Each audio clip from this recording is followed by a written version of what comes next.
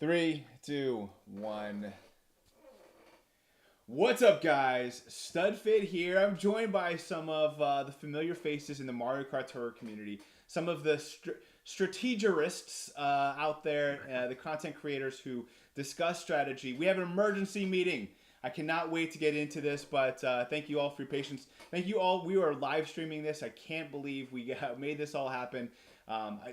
Carlos may join us, but probably not. But we have Sammy D, Love, who you know from the rundown, Matt Ulrich, and Koopa V. So I am so pumped for us to get into it today.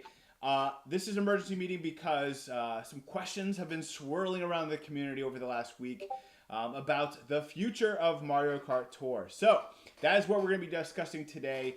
And people are looking to us. People are looking to the content creators to just try to help provide some clarity. So the agenda for today's call will be very different from other card talks, and that less icebreakers, less other stuff. We're gonna dive right into it. I think what we're gonna do is we're gonna start from what if you have no idea what we're talking about. You guys are in the right place. We will break it down from the very beginning. We will say this is what has been happening in the data mining. This is the conversations that have been kind of swirling around the community. And then we'll probably about 30-45 minutes in, we'll actually get into a full live discussion about some of the future and some of the predictions we might make around the game. But ultimately, we have to kind of start on at what we know and where we're all coming from. So I would like for each one of the content creators to just introduce themselves. If you haven't already, please subscribe to these guys. I will put all their links into the description. But we'll start with you, Sammy D. Sammy D was the first person here that I followed. So we'll with the same fashion, we'll start with you. Introduce yourself in case someone's living under a rock, and tell people what your channel is all about. Yo, what's up? Thanks for having me. Good to see you, fellas. Started Mario Kart Tour channel back in the call it the Abdallah days. Um, when he and Carlos were basically the only two people, and Shiny on YouTube doing Mario Kart Tour, and thought I could fill a little bit of a niche talking about. Okay, I'm not gonna go so far as to say I was talking about the meta before it was the meta, but I did try to get more into a strategic mindset on how you can optimize your game. So and just like fun ideas, like characters that could come to the game, tracks that could come to the game. I centered a lot of my channel around that, and people kept watching. I kept doing it. We're a few subs away from 8,000 subs over on Kart Life, so it could be you in the chat if you want to be my 8,000th sub. And so go check out the videos. That's the deal. Definitely subscribe to Kart Life. Sounds very similar to Kart Talk. But thank you again for joining us, Sammy D. We'll next join to someone. If you're a subscriber of my channel, you very well know his name, Antilev. Welcome, man. You've also launched your own channel, but tell the people at home what you like getting out of joining me every other week, and I guess what from that perspective, why'd you launch your own channel? And if you want to, you can feel free to check out Antilev's. I'm surprised you don't have one of those little wine glasses with that you have in your picture, your profile picture. There it is. All right. Now we're talking. I always have my materials with me. No, I started streaming just mostly as a joke. So don't subscribe or come watch. It's really not worth it. No, I love video games, but I really only can get into a video game if I can use spreadsheets and be a huge nerd and min-max the hell out of it. So with Mario Kart Tour, I was kind of okay, this is just a casual game.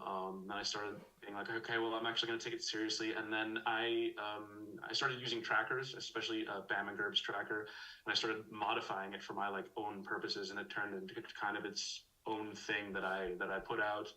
And from there, I made some other tools. I made an overlap calculator. I worked on ACR projections. I set Rashid and I talked to Rashid way back and said, can we, because there used to be a guy in ER. I forget his name actually, but he was doing them and then he retired. So I was like, well, we could do this too. Curtis. So You know, and then when you know, your old partner Tabor said he was stepping down from doing the top 10 rankings, I was already dabbling with creating my own rankings, ACR focused rankings and stuff. And you asked me to kind of, you know, take over for him, and I thought, okay, this is interesting, and so yeah, that's kind of how it all started. I mean, that's the Cliff's Notes version, I guess. And then yeah, streaming, I just kind of did that to fill in while Carlos was on vacation to kind of keep some of the community from, you know, turning to antisocial behavior because they have nothing to watch in the evenings. I like it, man. Well, thanks again for joining us on the rundown. It's an honor having you, and I've been very, very pleased, if not blown out of the water with just how much content you've been able to help me out with, and just the quality has been phenomenal. It's actually sad you'll be on vacation next quarter. I'm gonna miss the next rundown, unfortunately. So you know, if you want to compete in the multiplayer and win that spot as a guest host, you know. I actually have a guest host lined up, so all right. I'm pretty pumped about it. But I'll keep that for another time. We got a lot to get into, so don't want to distract too much. I do want to say, because we are live, go ahead and start submitting your questions if you have them into the YouTube chat. I will copy and paste them and add them to the agenda that we have. And then also, just shout out to Alchemist and Andy S, who have both donated and also provided some gift memberships. So thank you guys, appreciate that. I'll try to keep some of the chatter separate from the conversation. But if you don't know, I'll make sure to thank you. I appreciate that, all the love for you guys. Now, we talked about ranking. We talked about top 10. Matt and Flo do a phenomenal job kind of providing a different variation of their top 10 and rankings as well. So I'll let Matt, you introduce yourself. Maybe one of the newer, but also still up and coming. He just hit 1,000 subscribers. So Matt Ulrich, introduce yourself and a little bit more about your channel. Thanks, Stud. And I monetized the channel this week, so I've made a grand total of 69 cents. Oh, nice. Okay. That's a good way to start. So that was funny. But yeah, hey guys, you probably already know me from the channel, but if you haven't checked out my channel, then as Studfit said, we love to talk about things like buffs, which that's the big question mark with all this change, potential change on the horizon for Mario Kart Tour.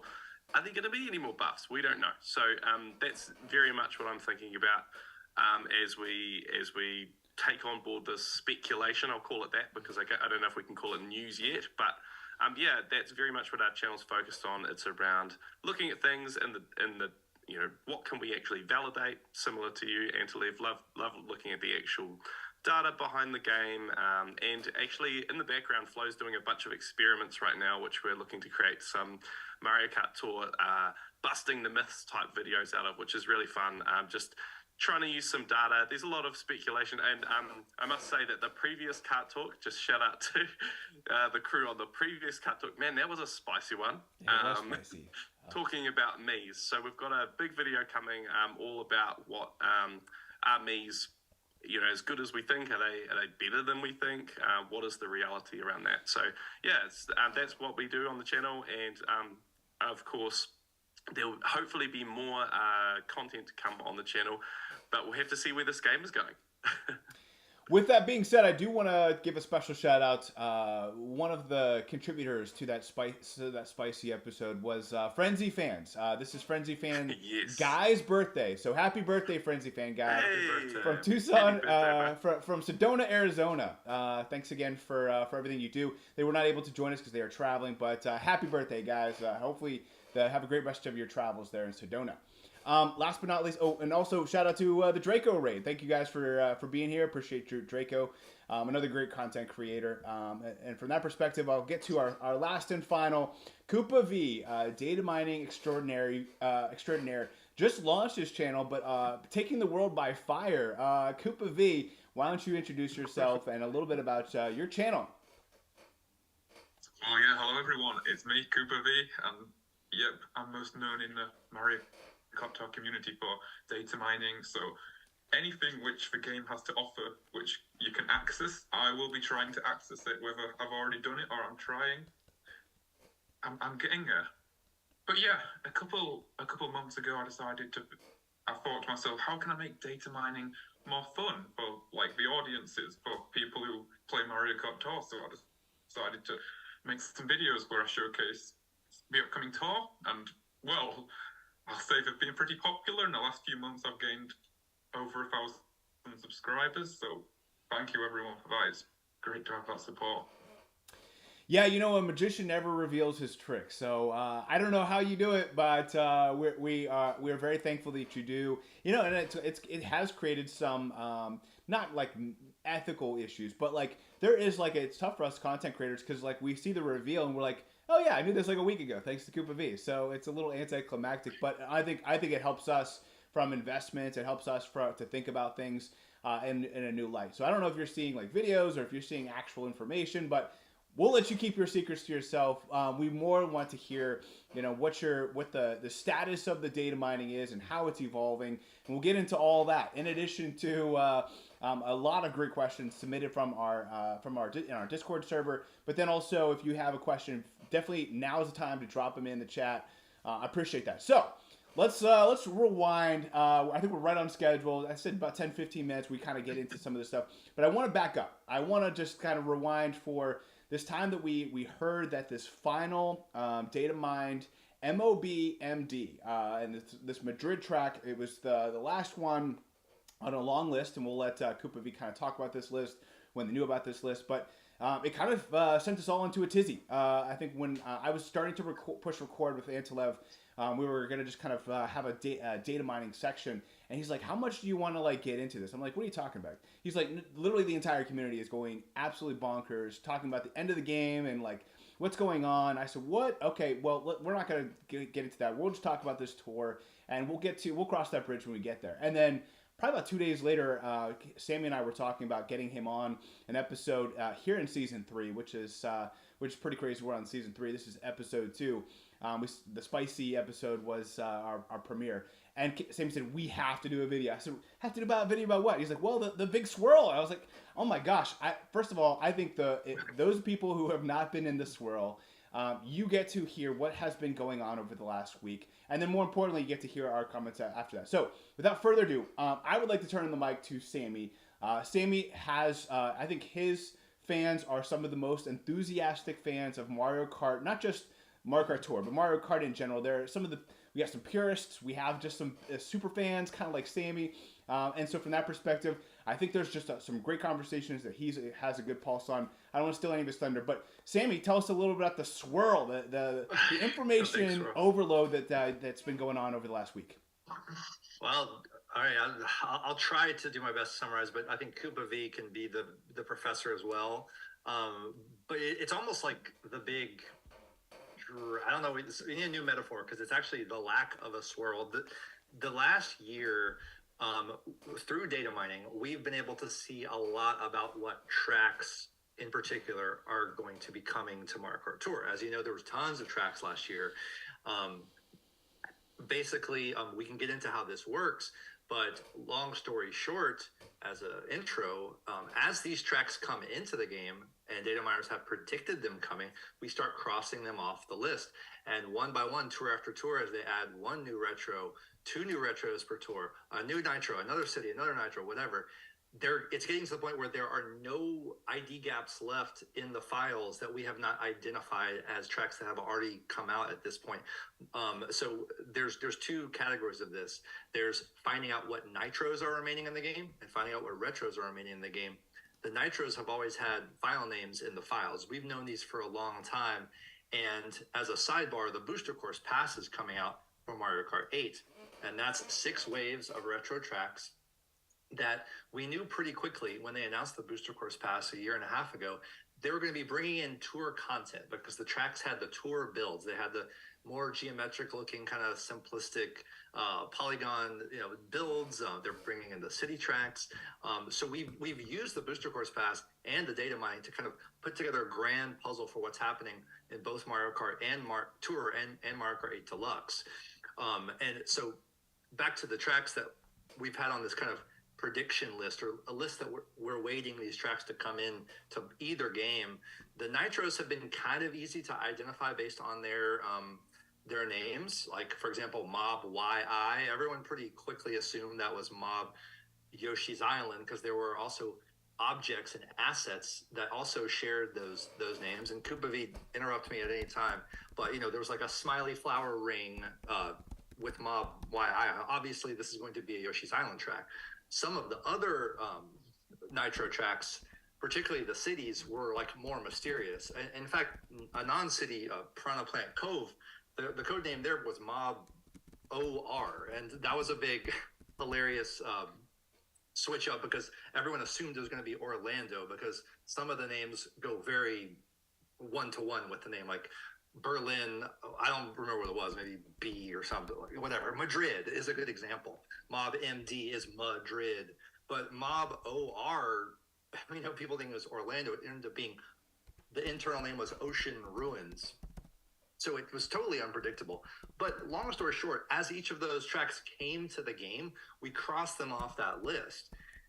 There's 2 remaining Nitro tracks that we don't know what they are, but data miners have now assumed that they are test tracks of some kind that aren't going to be released because there's also no slots left in the Booster Course Pass.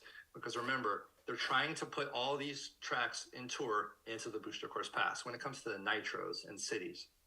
Now, when it comes to the retros, it's a whole other story because for some reason, and this is the big question mark everyone has, they put way more tracks into Tour over this last year than can fit in the Booster Course Pass.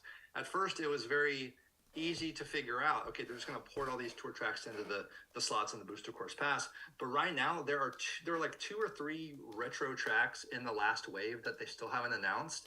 And yet there are, I'm at least 20 other retro tracks in Tour that right now are not going to be in the Booster Course Pass. But as far as Mario Kart Tour players are concerned, this line of thinking called ID gap theory kind of emerged around a year ago in Koopa V. I'll pass it to you to talk in detail about that. But it was basically data miners could start telling which retro tracks are planned for the game and how soon they are coming. And basically over the last 6 months, we've been crossing them off.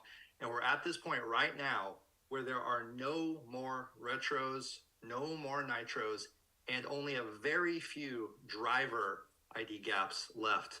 From what I've been told by Polly and other data miners, I think 3 high-end drivers and 2 Me suits. Now, the biggest disclaimer of all before I pass it to Koopa V is that any given update, that's any new tour that starts on every other Wednesday or any other update, this could all change. They could add tons more track ID gaps, tons more drivers, whatever they want to do. But since the Booster Course Pass is coming to an end, a lot of the thinking has been, okay, there's no city tracks. We filled all the city tracks into the Booster Course Pass. There's probably not going to be any more, unless they do a whole other Booster Course Pass too, because the Booster Course Pass is like this mirror view we have on everything, kind of giving us insight into what's happening in the big picture. So I don't know if any of that made sense. I hope it did. But Koopa V can talk about maybe the ID gap thing, how that even works, and anything else you want to add. Yeah, so I'll turn things over to you. Yeah, I was going to say, Koopa V, don't want to steal any more of your thunder, but I think just for those viewers at home, they may not even know what data mining is. So, take it back. We've done some videos from time to time just about what the code is and how, you get access to it. But ultimately, I think the goal is just how long has this list been around? What percentage of of the information have you actually kind of tied to something else, and how much are there other folders that you haven't had access to? Kind of enlighten us. What is the search process of a data miner? I just want to say, thanks, Sammy, for that explanation. That was really good. I couldn't have given a much better explanation. But so ID gaps, they've been around since the beginning of the game, basically. Ever since the game was released back in 2019, ID gaps have always existed. There's a thing inside the game called an item ID table where it contains IDs for every single track. But we only actually discovered that we could use this to our advantage about one and a half years ago, I think. And ever since then, we've been able to use them to see what the upcoming tours are and what tracks will be released. If I go into details about how it all works, it's just going to confuse everyone. So there's plenty of videos online which explain it in better detail, so you can look out for one of them. But yeah, essentially you can use ID gaps to see tracks which are planned for upcoming tours. So when a track image is created, at the exact same time, the IDs are added to the item ID table, and then as soon as a new tour or an update comes around, we can see those IDs.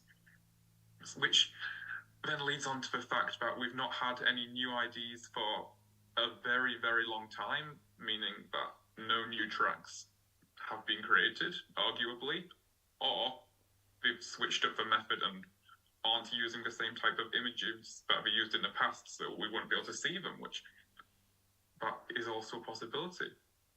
But yeah, we've been using the ID gap theory for a long time now, and it is being 100% accurate. There's nothing to doubt about it. I mean, it's not me personally who does all this research. I can't take all the credit for that. There's some fantastic people in the community, like Polly and Macon Muzak, who they do great work, much more than I could ever do. But I find the raw data, they just do whatever they want with it, and it seems to work great. And Tokyo DR in the chat made a great point that they might, especially now that Kubabi's got a YouTube channel and revealed DK Gladiator with like hundreds of people watching, like Nintendo could very well be trying to find a way for this stuff to not get found. But you have to just pause there for a second and ask yourself, are you just trying to come up with a theory that allows you to believe Mario Kart Tour is going to continue to add content for years and years? Because we have to start looking at what is the end game. And I want to be very clear here that instead of thinking about Mario Kart Tour is ending like at the 4th anniversary, it's not going to end where they shut the game down all of a sudden. First of all, whenever they do shut the game down, they will give plenty of notice. Like if there's an end of service for a mobile game, you know months ahead of time typically. And yes, this stops people from spending, but it at least allows the fans to not be like have the rug pulled out from under them completely. So that's not happening right now. The game's going to go on for many more months. The question is new content going to stop? New content meaning new tracks, new drivers, new karts, new gliders. There's supposedly a lot of karts and gliders left, but those are a little harder to identify in the gaps from what I understand. The drivers, like I said, it's a little more clear. But again, this could all change at any time. I just released a video today, and I would love to get into in this chat, like, what are the ways that the game could actually flip on its head and give us all new ways to approach the meta without releasing new tracks, drivers, karts, and gliders? Because I do believe there are ways. And they're real no-brainer ways, I think, as well. So we can get into all that. But, don't listen to anyone on Discord that's saying the game is ending at 4th anniversary. No, you just need to rethink or reframe how you're thinking about the game, because they can't keep doing tracks and cities forever. Maybe they'll make 6 more cities and 10 more retros at the most or something, and do a booster course pass too. That's the best scenario in terms of like more content, but most likely it is going to at some point slow down. Well, let's discuss that. Do you think and we'll maybe turn things to Antilev and Matt. Do you think that if they were to come out with more cities and more retros, would that also have to be released at that time with a new expansion pack based off of the Mario Kart 8 Deluxe? Or could they just come out with new stuff on tour and then maybe a new version of the of the Deluxe comes out next year or something like that? Do they have to be tied to each other? Yeah, I do actually have a theory, and I guess if we look back at the last 4 years as, I guess, a way of looking at how the game's evolved over time, what we've seen is there's been almost like cycles to the game, or you could call them like seasons, or I'm not sure how you describe it, but if you look back what were we doing in 2021? We were just complaining that there was no new courses. We're complaining that there's nothing new. But we were loving the pipes, and then the pipes are gone now. And so what are we doing now? Oh, there's so many new courses that are hard to cover, and I wish pipes were back, But like every phase or cycle of the game, there's been something new. So my theory would be that it doesn't make sense for them from a business standpoint to release another booster course pass now, because they've just released the booster course pass. It's kind of coming to an end, and they want people to play that almost like it's a new version of Mario Kart 8 Deluxe, right?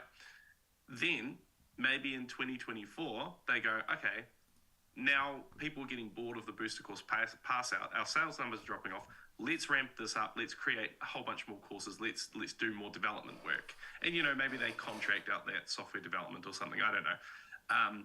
And so there could be an impact based on that, because that's probably more of their business model than Mario Kart Tour is. I mean, that might be a hot take. I don't know. But it's the best-selling game, like, in Nintendo's history, essentially, Mario Kart 8. It's been going for almost 10 years, this game. It's insane, right? And so based on that, they could actually say, you know what, Mario Kart Tour, you take a back seat. You go into a new period where for the next 6 to 12 months, you just go into a cycle where we're recycling existing content. And to be honest, we shouldn't be complaining if that's the case, because I would love more of the courses to return. Personally, though, having nothing is exciting to look forward to, I can understand that would be a negative impact. But yeah, let's say in 6 to 12 months' time, new booster course pass comes out, and they start to release, they open up a whole bunch of new ID gaps, and we start to see things. So I don't want to make this too much of a sales pitch, because at the end of the day, this is me speculating. But there's nothing stopping that happening, and that would be cool, because it would mean the longevity of Mario Kart Tour is even longer, with new stuff being created in a year's time. So even if it goes into the cycle of kind of a holding pattern, it doesn't mean it's the end for Mario Kart Tour forever. It just means that for a period of time, we might not get any new content. So those are my hot takes and some speculation around how it could work. He's referring to what people on the servers are calling loop theory. So if you see that thrown around, and Koopa V found out a big important part of this clue at a certain point, where the rally tours have apparently been scaled down, according to Koopa V, to, you've noticed the rally tours have been more infrequent, which we all, I think, kind of like. Yeah. But they've gone down to just Mario and Luigi coming back over and over again. And then the idea that a Peach and Bowser tour, those two matchups could be the only rallies that repeat.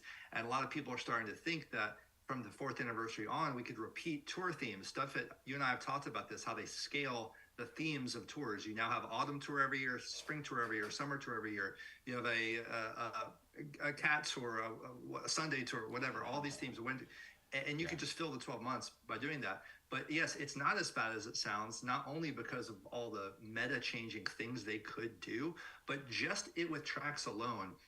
Shout out to, I think it was Hassan on my server, gave me the data that if they could go 3 years with every retro track appearing in the game in Ranked Cup once. So if every retro appeared once in Ranked, it would take 3 years to go through every track in Ranked. So, and it's not even nitros. Not even nitros, yeah. Crazy. Good point. I know, Matt, you were touching on something there and got some good feedback there in the chat. I was curious, I know your background is in software development and in like this tech industry. Any insight that you can have, or is this completely just different, just the gaming world versus the side that you're on? I think every organization does this stuff differently, but I always think from that perspective of how they, like, what's the business model and what makes sense in terms of development. So they've definitely been in a period where they've got some kind of goal that, at any, I guess, tech or software development company, they're going to be having some really clearly defined goals, which they'll hold very guarded and confidential and secret, because they wouldn't want that out there. But, once they hit their goals, maybe the goals have shifted, or they reassign or reassess their priorities. But I mean, Nintendo is a very secretive company, so who knows what they've got coming. Good point. Larry98, which we love, Larry98. Larry, he mentions the most concerning stuff is not that the content ends, it's that the game doesn't have an offline mode yet, so it becomes unplayable forever once they shut down the server, if that were to ever happen in a few months or years. So, that is a good point. Just that's, as a mobile game, you have to keep, you have to have it accessing some type of server. You have to keep those servers live. That costs money as well. I'm sure people are, but like, let's say they don't come out with any new commemorative items, no new items at all, and they just kind of keep circulating through these tracks. We'll get to the point of would that still be fun if we did that? But in this world, would that be enough? And would it need an offline mode? Yeah, I think one reason people assume that this booster course pass was created, and I do believe the booster course pass was kind of like not a last minute idea, but I don't think they were planning on it when Mario Kart Tour started. I think there's a lot of shifting things, and Studfit, the questions you're asking are getting to the highest level questions for Nintendo, which is we don't even know when the next console is coming out. Switch is going on, I forget how many years now. But it's going well. Like they released Tears of the Kingdom, so the Zelda sequel. They might release another Odyssey. Mario Kart 8 is selling like crazy still. So they're probably pushing back the next console a little bit. So it speaks to the bigger question of when's the next mainline Mario Kart game on a console? What's that even going to look like? Is Mario Kart Tour the future of Mario Kart? I mean, all these big questions. I think Nintendo themselves is like playing it month by month and looking at all the revenue and trying to figure out what to do, honestly. Just wanted to say about Larry's comment, we have maybe a little bit of a bias because we have so much nostalgia already for this game. It's been 4 years of us playing this game and we just love it. But the question would be, like, would an offline mode even be fun? Because ranked wouldn't work, ACR wouldn't work. Like, you're just basically playing a mobile offline. I mean, it might even have to be on a different device if it's offline, you know what I mean? So it might not even be worth it. It might be like, this game isn't fun anymore. So I don't even know. Even if they did bring an offline mode, I don't know. I think it would be kind of like the community is what this is all about, the competitiveness and the new content coming out. Without all of those aspects, I really think that that's almost like a relic at that point, which is cool, but it's definitely not the game that we know and love. Yeah, I think it's hard to imagine never being able to play it on the phone, like one day. Like every other Mario Kart game, I can plug in my console and play, Yeah. And I think that Chris Clark just mentioned in the chat, this idea that the booster course pass is basically preserving Mario Kart Tour. So it's preserving the city tracks in one sense that, you'll always be able to play those. It's preserving these new retro remakes, but it's not preserving remix tracks. It's not preserving any of the character alts. I mean, we have all these character alts and carts and gliders. You know what I mean? Those are small details to the game, but even when you preserve them in Mario Kart 8 or Booster Course Pass 2 or the next console, I think us Tour fans are always going to it's going to be hard if we cannot play this game one day. So I wonder if there is a way they could keep it online forever or whatever. But I don't know. Yeah, I mean, the other question I had is kind of around the booster passes is could that be like a general phase where maybe they introduce the booster pass so that we're slowly moving there, and then eventually they kind of get away from the 2 weeks tours changing because honestly that's what I love the game is just like every 2 weeks we got something new and we have a different set of tracks. These tracks we haven't seen for a while. I enjoy playing them. I do all cup ranking, so I love playing like all these different tracks. I know a lot of people just like playing the ranked tracks, and that's fine too. But like that, if that were to go away, I don't know if I'd still want to. I'm not a racing fan of the game. Like that's not the part why I'm here. I love the frenzies. I love just like that automation. But more importantly, I love just like the Christmas morning every other Wednesday, and just like seeing something new, getting access to all the new buffs, and I don't know. Like that's the part where if you remove that, I'm not interested in this game. Yeah, yep. Koopa V, can't you there wouldn't be enough room to have more tracks. Like that's why it's limited, right? I mean, there's never going to be where you can play every track and whenever you want on a mobile game. That's just too big, right? Yeah, I think if every track's in the game at the same time, it would be about 3 gigabytes or more, and most phones you don't want that. Yeah. So I guess I agree with your point. Sorry, go ahead, sir. No, if you're going to continue, go ahead. I was just going to say, I agree with your point around, if that excitement is kind of gone around what's getting buffed and all of that, that really does kill the fun. So, I just wanted to say one more thing that's around, I know a lot of what we're talking about is the final nitro in the game. Is there anything around... potentially there's still ID gaps. Obviously ID gaps could be opened up, but is there something around maybe a shift in direction for Nintendo and the developers where they move away from city courses? This might sound like a crazy thing to say, but it seems to me that it would be a very high investment to literally do all this research and design to create brand new courses into the game rather than just rebuilding retro courses. So I wonder if maybe there's a shift in direction there. Though at the same time, how many retro courses from Mario Kart Tour games, Mario Kart games, have we still got to come back? I don't know how many are kind of left. We might be running out of content. We're running out. Like they haven't figured out a way to do like the anti-grav Mario Kart 8 tracks. So something like figure eight or whatever. Did we get some like flags data mined for anti-grav? Yeah, like, Koopa V. What do you think about Right. that? Is there anything about anti-grav? Is there any way they could have a whole other phase where they're bringing in deluxe tracks? There is support for anti-gravity in the game, but not to the extent of Mario Kart 8 Deluxe. It only is 180 degrees. It can't go any further otherwise. That's just how the game's designed. It wouldn't work. So Is that just to help you drive on like the Bowser's Castle, like the angles? Is that just all that is? probably, yeah. Yeah. So, but to Matt's question, there aren't like dozens of other suitable retro tracks. I could think of maybe a dozen, Right. like gimmies. You know, they've remade almost like a lot of the GBA tracks. They've remade. That's been a big focus. There's only like one DS track remaining, I think, which is DK. I forget, but they've used almost all of those. So no, there's not a lot.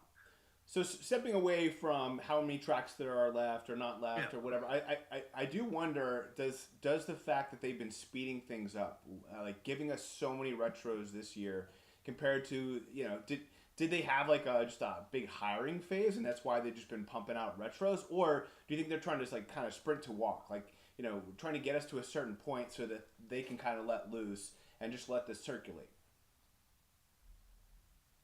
Right. Yeah, I think that's kind of the big question. Why are they giving us 10, 12 new tracks per tour for the past year? We had and put that in comparison with 2021, where I think the whole year we only had 2 new retros, something like that. Are they playing catch up because they had a release schedule in 2021 where they fell way behind because of COVID or whatever? Or is something else going on? Because I don't think anyone in the community is like, they're not giving us enough tracks. Like, I mean, we are oversaturated with new tracks. I mean, I know people who are into min-maxing their inventory, who are managing, are tearing their hair out, obviously, because we're getting so much new content so fast. It's impossible to get everything covered without being like a mega whale, So what are we racing towards, or is there what is the goal? I don't know. Yeah. I mean, From a business perspective, if you can really get people chasing, then you can get them spending. I know that's something that's definitely a dynamic. And then the second part is then if you've got people who are hired to create this stuff within a period of time, maybe it's a fixed term contract. I mean, it's a crazy thought. Maybe they're all these software developers are on like a fixed term 12-month contract and then it ends and that's the end, right? Like, the company that develops Mario Kart Tour is not Nintendo. It's a contractor itself, right? So like the DNA or whatever. There you go. They have a fixed term contract and they have to get. I mean, it just seems like they could easily, with the amount of content we've got, like drag that out an additional year beyond like where we are now if they just easily dosed it a bit, So that just feels a bit weird to me. I mean, 2 weeks. New content every 2 weeks is already, if you know games in general, a lot of very popular games which have a subscription model, don't put out content like new content even every year. Every 2 weeks is an insane release schedule. I mean, that's and it made more sense to me that, hey, maybe once every 4 or 5 tours we get a new track, and otherwise maybe just an RT here or there, even some tours with no new tracks, whatever. That's like totally fine, it seems crazy to me that they're stuffing all these tracks out so quickly. We have 518 tracks now in the game if you include all the cities and nitros. If they stop putting new tracks in the game, we could go on a schedule where it would take 12 tours before they had to repeat a track. Like literally, that's almost half the year There's so many tracks in the game right now. There is enough content where we could just recycle existing tracks, and it would still feel pretty fresh because there's so many tracks, and that's not even the limit. They could drop it back down to 36 ACR tracks, and then it would be 15 tours before they would have to start repeating tracks. I mean, I think in terms of long-term viability of replayability of the game, that's not really an issue if they completely stop adding content. I think the thing that is sort of lurking in the shadows is what happened with Dr. Mario World, where it wasn't a success and they just shut it down. And I think that's a little bit what everybody's scared of because they have a track record of doing this. But on the other side, Super Mario Run, which is an even older game, is still live, and they still do different like little challenges, and they're not adding content or stuff anymore. But it's still a thing. You can still download it. You can still buy it. You can still unlock stuff, and they have different events and things. So there are sort of two examples in existence of the way it could go. So yeah, hopefully it's the latter and not the former. Yeah, just to kind of put a little bow on that, like Frenzy Fans mentions that I think that if it were to be generally phased out, like we would be seeing more of a trickle than this fire hose of new tracks being released. To me, like what you said, Matt, about like maybe they were on a 4-year contract and they had to come out with 529 tracks over 4 years, and like they're just catching up to literally jam them all in these last couple months of their contract.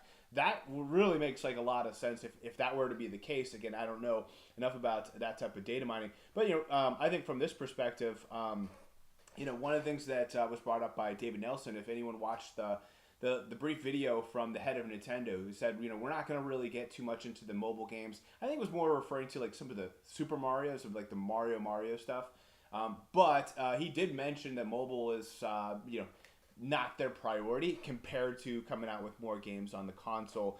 He mentions how mobile games are an entry point for with a low barrier to start, makes it more accessible for characters and IP for those who didn't buy the Switch. So yeah, I think like thinking about a kid who doesn't have a Switch, he can get this game and download on his phone pretty quickly. So yeah, curious about your thoughts on this take from the head of Nintendo, who basically said, mobile's not that important. But here we are with this game that's making much more, and think about like even Pokemon Go making so much money, and there's been many mobile games that they're still keeping alive, they're still going pretty strong. Yeah, I want to get to that question that you had in the notes of like, what would everyone do? How would you personally feel? Where some like Studfit's a whale. Until you spend a little, I spend it every now and then, Gold Pass. But we need to talk about like, would the revenue and just the overall interest just completely nosedive? And by the way, this is why I always get on you about calling stuff a filler tour, because if you think we've seen filler tours so far, just wait till there's no new tracks, because that you know what I mean. Like we need to appreciate the just volume of what we got. Now they could recycle stuff, like Ansel said, for at least another year or even more. I think we'll definitely have that much longer to go. But what happens now that we don't have pipes? We don't have basically we're not going to be getting new buffs. There have to be some ways to change the game into, like Matt said, a whole new phase, something we haven't thought of. Although I would love to do a little round table where I throw a few like concepts at you guys. I want to like get your reaction to some of the things they could do. So could we do that in a few minutes? But before we do that, like what would you do, stuff? Would you, if there were no buffs and all the tracks exist, you have the coverage you have, we'll still get would you stop? We'll still get tickets, so you can keep going, and they could bring in level 9, which could extend. That's always the elephant in the room. That could extend the interest further. We need more ways to get tickets still, and a new daily selection, all that. But that could keep your interest going. But how would you guys all feel if there were no more drivers, for example, no more tracks after the 4th anniversary? Yeah, I think just as a whale, I'm not too concerned about that, mainly because I'm not going for ranked. It's kind of like this all cup ranking. I am looking at these coverage. I think I was mentioned on Matt Aldridge's channel last week as we went through ticket time together, and I think he said of my account, level 8 quad cap, I think you said covering 87% of the assumed tracks, which is, think about it, like that's, they would have to come out with level 9, or else if that was the case, I would just literally fill the gaps in like 2 weeks and I'd call it a day. So it's kind of going back to that, as you're introducing new things, you're also kind of chasing it. And as a whale who's paying into the game, I am chasing it, and I'm well aware of that. But I mean, I even had someone mention on my comments. They may or may not be in the live chat, but they said, I think that, the algorithm things my investments don't last as long now as they did back when Tabor was doing the algorithm. And I'm like, this game is like we've been in warp speed all year. I'm just trying to catch up with these tracks. It's like, it's impossible. And then they're never giving like 2 of the new buffs to any item. Like, they're going out of their way to make this very, very difficult to keep up with this game. And so for me, I have been chasing it. It is like, an addiction to like just trying to keep up. If that stopped and, regardless of level 9, if it just stopped and level 9 was not here, certainly everything would be kind of brought back, and I could just kind of fill some gaps, and then I probably would stop spending entirely. But if they came out with level 9, I'd be spending a little bit, but then I'd probably get burnt out on that to some extent. I would say that once I got to a top 10 and I kind of felt like I've kind of accomplished that, then there's nothing to prove, and maybe I would pace things out a little bit more. But I mean, ultimately, I think from this game, I don't care about a new driver. If they don't give us a new driver for the rest of the game, could care less. They don't give us a new track, I could care less. But like, I just like seeing like a new tour and like these things circulating, and like, I don't know, that part is what drives me, is the investment aspect of it. But fair question. Love to hear other people's opinion. That's just me. I think, just the mechanics of how buffs work. I think if we did go into this kind of phase of just repeating courses that have already come out with no new courses, we would still get buffs. Firstly, that's the first thing. Just want to debunk that, because you've still got drivers and karts and gliders who haven't seen those courses yet, right? Yeah, so it takes a few more months, several more months maybe. That's right. So you would go into this period of a few months of still getting excitement, and I'm looking at, I've got my ticket time rankings up on the other screen here, and it has a feature called a recency boost, and basically like Luigi Golden Knight is my number 3 driver on my ticket time rankings because he's already invested, but he's not maxed out, and he's got this big boost saying, hey, this guy's got heaps of buff potential, and he still hasn't seen it. I think it's 59% of courses. That's the 0.59 is the number I've got here. So that's great, but if there's no new courses, you have to hope that item gets those good buffs. Otherwise, it just gets buffs that overlap with all of your existing drivers. It's not that exciting. And then the bigger issue is that once that period of all the items, if they stop bringing out items, if that finishes, then you're left with your coverage that you are, and it gets a lot less exciting because the buffs aren't interesting anymore.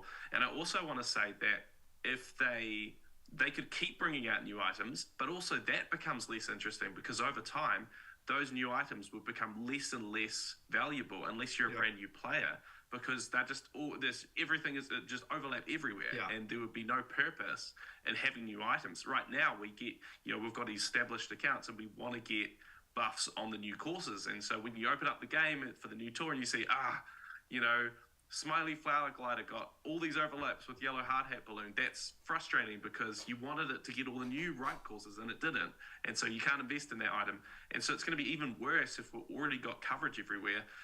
So basically over time, the algorithms we've got would have to substantially change to value basically how do they theme tours stuff it, to your point. If they start to theme tours around and get more interesting, because let's be honest, they've been a bit boring. They've been focusing on courses, but summer tour, really, vacation tour, like it's quite boring. Bring out some more interesting themes and mix up the track roster. And I think Frenzy Fangirl said in the chat, she wouldn't find it boring. And I agree if they really put some effort into the theme. I don't know if the themes are going to change that much. I mean, give me an example of a less boring theme. I think the themes are pretty set. Well, the thing is, like, we thought that they had kind of maxed out all the, and we started seeing like some of these names start to come back again. But then this, we start to see like the Pipe Tour. We started to see like these new tours that we hadn't seen all of a sudden. Like they're kind of thrust into them. And I think from this perspective, like a summertime tour of it, vacation tour, what was the one before that? I'm trying to even remember. I think it was like just Summer Night. Tour. Well, there's Night. Night's new. Yeah. So there were some newer names, but like, yeah, I don't know how long they're going to keep that. I think I could care less about the name of the tour. Yeah, if they kept the names the same, I don't care. But as long as the tracks are looking a little different, I think it would be tough to have like a night tour every year and then just have these night tracks. Then it's kind of like, I don't know. If you could put everything into a box and just that box comes at this point in time of the year, I don't know if that would change your strategy or not. But yeah. Right, but there's a lot of new concepts they could introduce within the framework of what there currently is, like new different challenges that, like one example of what they could do, they could do like team ranked, where you pick 3 people on your friends list and the 4 of you go against another random matchup of 4 people, and it's your combined 4-person score or something, and there's some restrictions on tier or whatever. I mean, it sounds like complicated, but something along those lines where they introduce new elements of competitiveness. They could introduce a 4th item slot, wheels, or I don't know, other car parts or something like that, to bring a whole new dimension of items in the game and introduce those. There's a lot of stuff they could do without adding new content, honestly.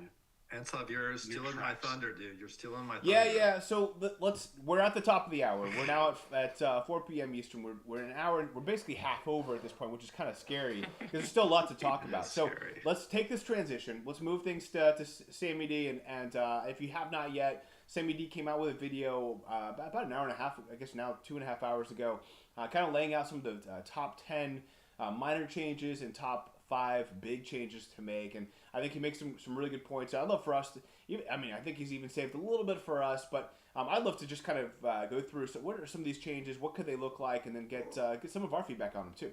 You go like lightning around, like everyone could just like give quick reactions, because if we can't talk about all these things for 30 minutes each. But we've already talked about level 9 a little bit. We know that level 9 or level 10 could extend things. But what do you guys think about ACR rewards? Like actual rewards. We need coins, so give 10,000 coins to top 1,000, give 50,000 coins to top 100, give 100,000 coins to top 10. Throw in 3 level tickets, 6 tickets, 12 tickets to those 3 batches as well, and really, give the competitors something to go for, and bring in players who've never thought about doing it, so they can actually get more resources. Would you be down? I think it's a great idea. Could it make the rich richer? These are whales who already have more coins than other people getting. Yeah, but you want those people to not stop playing the game too. This is true. You want them to keep playing the game the most because they're funny. Yes, exactly. No, I think it's a great idea. I think one of the things that we are running out as whales even are coins, because we've maxed out our daily select, so we're getting these tickets and it's hard to keep up with them. I think it's a great positive. I think compared to rubies, I think coins actually would be. I think we like rubies, but heck these. I'm getting tired of coin rushing, to be honest with you. I would much rather just get a lump sum coin. So funny. Yeah, I agree. I think that would be great. Like, I'd find that more exciting than a badge and even bragging rights, to be honest. Getting a reward would be more interesting to me than being competitive. So that's not as much meta changing. That's more like keeping people engaged. But I think there's some meta changing things as well. Studfit, do you by chance have the ability to tab over onto the graphic I sent in the chat? Yeah, what I can do is I can show this chat and that's not it. Here it is. So what I can do. Oh, you know what? I wonder if I have it up. Let's see if I can toggle. Yeah, I'll introduce it while you try. But so Koopa V, give me a thumbs up that these are in the files, these pins, and they have been for a long, long time, correct?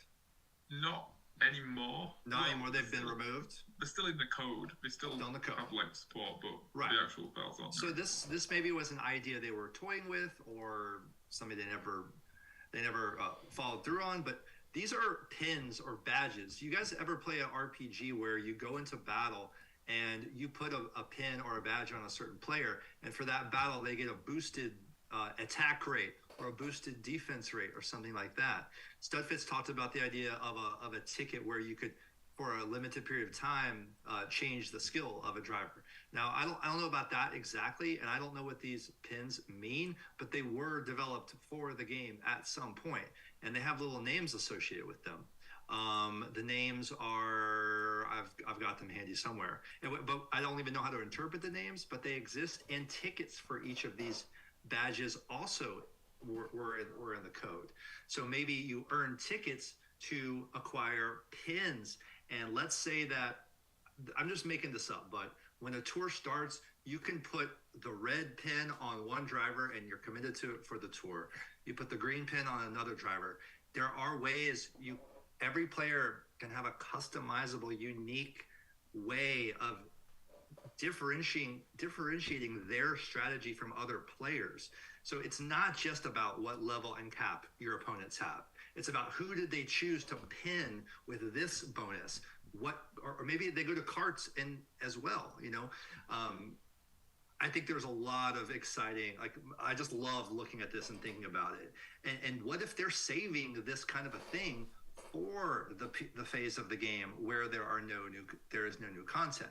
If they introduce things like this, it could actually flip the game on its head. So I don't know if people saw that. Yeah. So this is as good as I'm going to be able to get with the Zoom. Yeah. I could share my screen, but then no one can see it because I'm the one sharing it. If you share the screen, I guess maybe you could, the viewers could see it. You want to try that? Oh, really? Sure. Someone talk and react though while I try to figure that out. Yeah. So I will walk. What do you guys think? I was going to walk through just in general. We have in the red, we have boost item. That is the file name, and it is tied to this image. Now, there's a description. I think the description was probably kind of freestyled. Yeah, don't worry about the description. Don't worry about the description. That's from Mario Wiki. Yeah, and then there's in the blue, it's called item exchange, and this is the badge attached to that. And then file name for the yellow, it says parts score up. Parts score up. It's weird because we don't really have anything named parts in the game. Right. And then there's also in the green parts skill up. So Sammy, there's a green button at the very bottom of Zoom that just says share screen. Yeah, it's something with my permissions I got to go into change in order to do that. But maybe for now, these are in the Kart Life Discord, but I'll also just drop them on here. So these are kind of what they look like. They're circular badges. They have different icons to them. There's a red one, a blue one. Then there's tickets for them as well. I don't know. I think there's some amazing potential to stuff like this. I don't know if it's changing your skill. I think changing your skill, like your blue ticket idea, is a little OP to me. It just seems like just make your highest person the highest me a coin boxer, and then you win. But there might be a way to boost your score, maybe 1.1 on this red badge. Maybe that's you get 1.1 to all of your score. You know what I mean? And you get to choose which 10%. Track you want to do that on, or which driver, or whatever. So this is something that just hints at the kind of meta changing they could do. So, Semi, has that existed in the game since day dot, or is that something new that's been discovered? I have to ask Koopa V. It's not new. Right. I think since the original beta or something. Yeah, it was. Yeah, right. Since the beta was in the game, and they removed about. I just wonder if it's for a long time, and then they removed about a year ago. Yeah. Right. Yeah, I mean, I don't want to be a downer, but I just wonder if it's a bit of a red herring, seeing as it might be something that they tested in the early days of the game and never implemented. So, like the blue pipe. But not to say they couldn't now. Yeah, exactly. No, it could definitely never come. It could never come. But what I'm saying is, it hints that there are ways they could change things up. I'll throw another one at you guys. This is one I unveiled on my video, but. I actually want all of your thoughts, all four of you guys and people in the chat, because I don't even know how this would work. But there's something here, and it's the idea of set bonuses. So in Breath of the Wild or other games like that, anybody here played Breath of the Wild in the chats? Okay, you know how if you collect all 3 pieces of an outfit and upgrade them, you get an extra benefit. So let's take... Now, there aren't really strict sets in Mario Kart Tour, but let's pretend Mario Kart Tour announced an update where they are adding set bonuses. And there's going to be a list of all the sets. Maybe there's a first wave of sets, okay? So maybe one of them is, let's just say, Charge and Chuck regular, the Combo Cruiser, and name a glider from the original LA Tour. I don't know. Star Spangled Glider. So if you have so there's many ways this could work. You get a set bonus when you own all 3 items. and then you get that bonus when you use any of those 3 items. They don't have to be all used together, or maybe they do all have to be used together, but then that gets complicated because you never have all 3 of them on top shelf. Or it could boost all of them up 1 level. There's a lot of ways this could go, but what if they came up with a way for us to want carts that we didn't want before? For us to want to upgrade gliders we didn't want to upgrade before? Because when combined with these other things, if you have, let's say you have all 3 in a set at level 6, then anytime you use any of those 3 items, you get a 5,000 point bonus at the end of the race. I'm just throwing out numbers. I have no idea if that even makes any sense, but there's something here that could be really cool. And again, I think these are kind of concepts we've been throwing out, not to how to breathe life into Mario Kart after they start adding content, but how to kind of bring non-me drivers back. Exactly, because me's could be not included in these sets. That's the thing. I've never really believed that you could 5 cap a regular driver, but not 5 cap a me. That didn't make sense to me. Yeah. But if they brought a brand new thing in, and we just looked at the list of sets, there's no me's in the sets. You can get a set bonus with Toad Astronaut and these 2 other things, but you can't get it with the me. So there's something there. So I think it's a fun idea. The idea I had was that you get completion bonuses for either getting all the alts of a certain driver, or you get like 10 extra points for every Mario you have. You get an extra 10 base points on each Mario alts you have, or you get some kind of bigger bonus for having all the Mario alts, for example. Man, Chris Clark and the Wario fans would be raking it in. Well, I think no matter what they did, I think what I enjoy about the game, and I think a lot of people do as well, is having our investments pay off. And so what I like about this badge idea, or throwing a ticket on something, is because if you only have like a select amount of these tickets, and you can only use it for a period of time or something, that's what we love about the game, is like, oh my gosh, I just threw this blue ticket, green ticket, whatever, on Daisy Tie Dress, and like I'm just loving this tour because I'm using her all over the place. It's like if we can allocate resources to a limited number of items, I think that scratches the itch that we love about the game and kind of takes it to that next level. And I think that's what I think I'd love to see from any type of change, is if we can use a limited resource towards a limited number of items. At this point in time, to your point earlier, Sammy, is like, at this point in time, every resource is pretty well, done in my account. There's still newer players that are catching up. The hard part is like, how do you help those newer players catch up to this resource, pool lake that I have when they're starting out with a little puddle? I think, having a resource like this could help them catch up to a certain point, at least for a limited time, with a limited number of drivers or something like that too, which I think has to be at the crux of what Nintendo is hoping to do. I think, at least I hope so, is like, how do we incentivize all these old school players while also not like, ostracizing someone brand new to the game? It's tough. I feel for them. Yeah, I was just going to say about your set idea, Sammy. Firstly, it's really clever, and Nintendo should hire you, for the record. But I think the problem with that idea is, if new courses are kind of coming to an end, it's not engaging for like a player with an established account to start collecting sets when they're probably already covered on most of those courses, if that makes sense. At least what kind of bonus could it be that would make you want That's to? right. That's what I want to know. It would have to be, but still, like the what about a 4th whole frenzy? What about back-to-back frenzies? Yeah. And I totally get that, yeah. And you're right, like 4th frenzy, man, that would be insane. But at the same time, it's kind of a bit of a slap in the face to everyone who's invested in a certain way. And then we have to go back over all our coverage again and completely redo the lot. Someone told me Antela would just quit with this the tracking. Because So no, it has to be balanced, thinking. something balanced, It'd have to engage the community in a positive way, is what I guess I'm getting at. It would have to be something that people go, yes, I love this, and now I'm going to keep playing this game for another 2 years. If it's not going to do that and make people feel a bit deflated and quit the game, then I don't know if it would work. Yeah, it has to be. Yes, I agree. Well, I think we have to think about what we're not thinking about, because Nintendo's really good at dropping something in that we never expected. We never expected Mii's and the base point thing. You know, so we need to. What could that be? Well, I can tell you what it's not. It's not going to be nerfing things. It's not going to be No. taking tracks away or taking things away. Even like every time that there's a new level, like if level 9 were to be added, there would be just another wave of people that just say, I'm not doing this again. I'm not starting from scratch in their minds of like, now I'm going to have to invest 15 tickets, 20 tickets in to take something to, 5 capped or 5 to level 9. Again, I think that's just a very, very basic way. Nintendo does have to introduce something new. They have to introduce something fun, something that would get people excited, to your point, and nerfing's not it. That is all I know, is that they're not going to want to take away the me points. No, they're not gonna do anything that makes. Because people spend real money on investing in items. You cannot take that away from them. You can't take away what you've given people.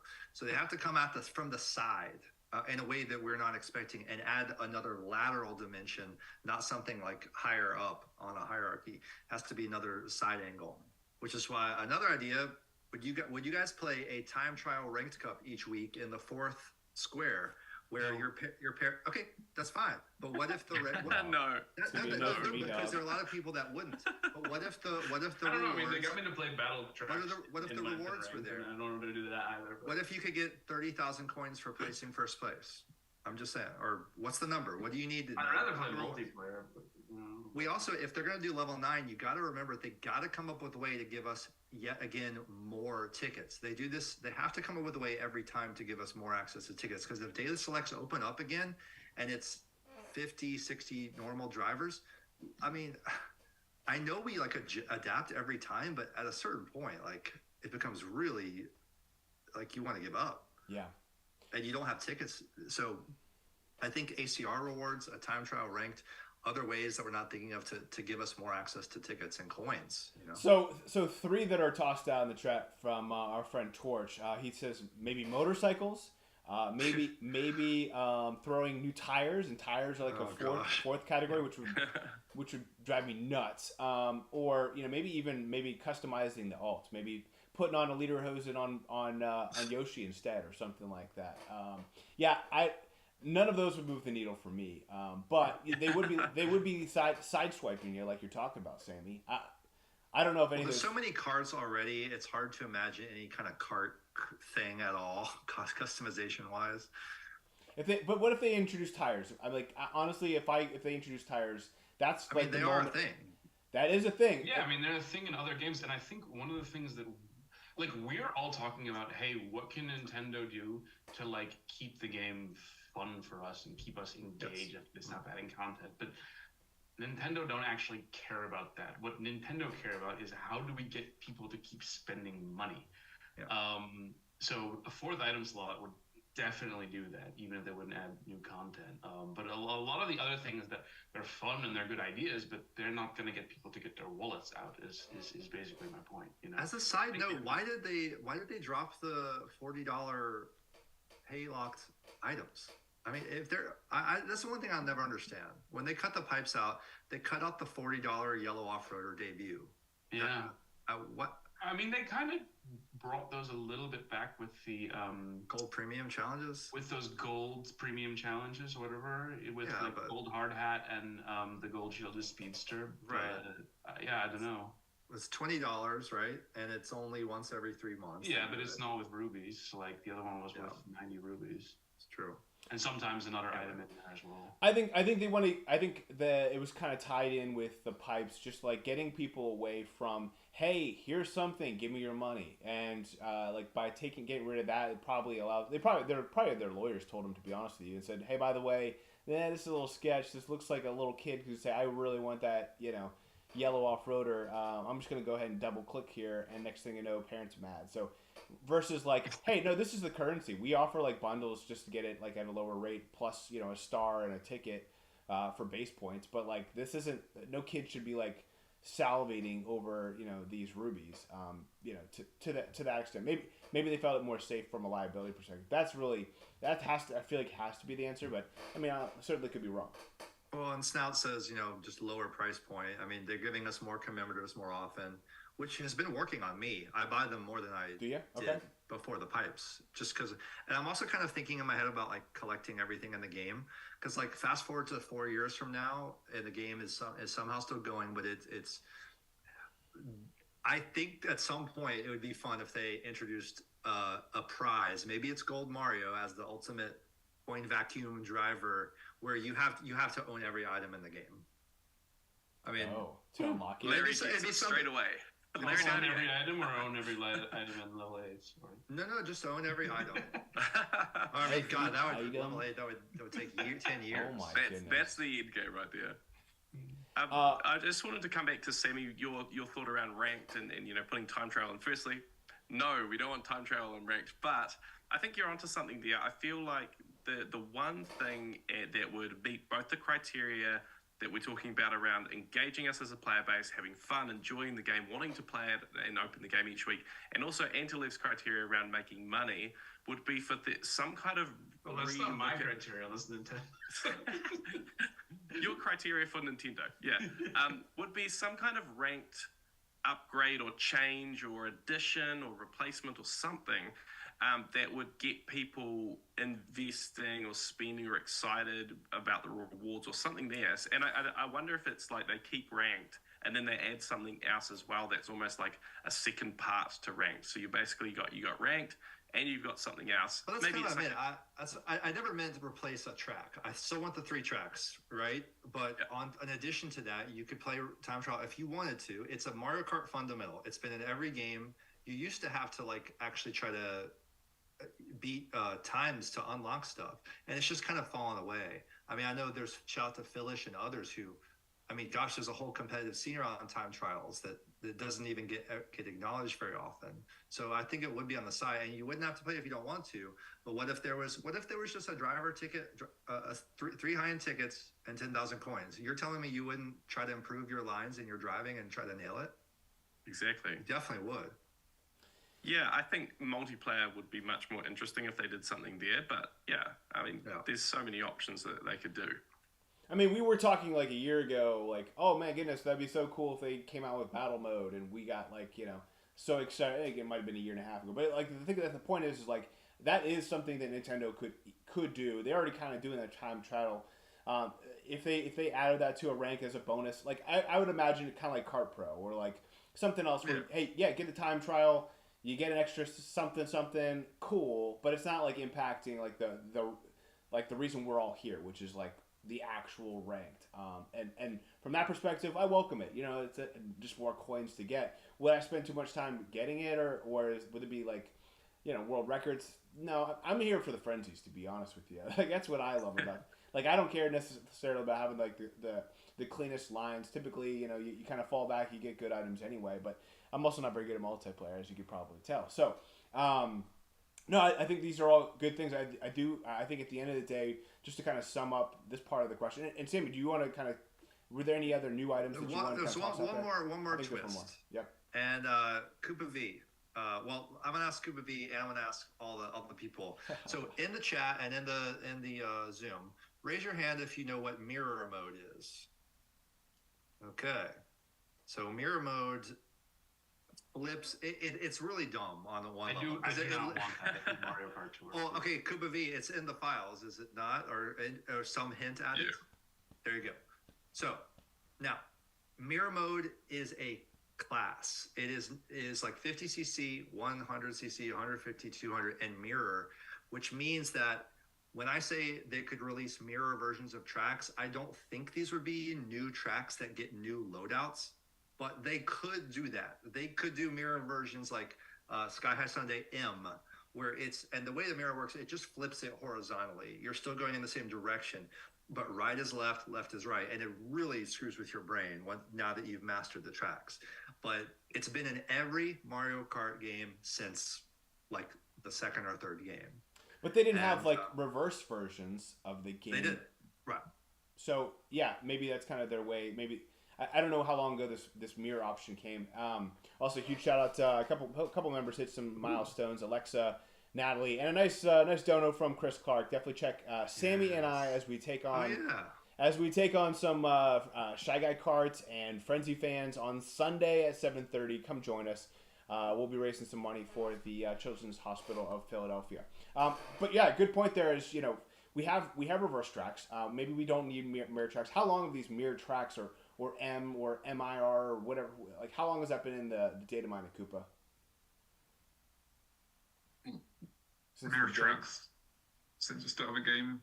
Again, it's just a parameter which is passed into the tracks. So like you've got the speed of the CC engine class, and is mirror is true or false, and if it's true, it just flips the track around. Yeah. So I can't really see it being a separate thing. So you get like Rock Mountain M. Right. I more see it for like just specific bonus challenges. Yeah. Just be randomly decide to take them out quick, but make it mirrored or something. Or like that. Switch up a bit. Yeah, or maybe it is a class, and you gotta like the realistic thing I can see them doing is like mirror challenge is one, and it's a card, and it's mirror challenges, and it's you select it as a class, win 100 mirror races, and it's basically that. But it gives you something to do, and you get something for doing it. So they do have to keep kind of growing especially if they increase levels, they're gonna have to grow the game somehow. Yeah, I don't think mirror I don't feel like would be like a new variation. It sounds like from everything I'm hearing, it would be useful for specific reasons for challenges and stuff like that as a different mode.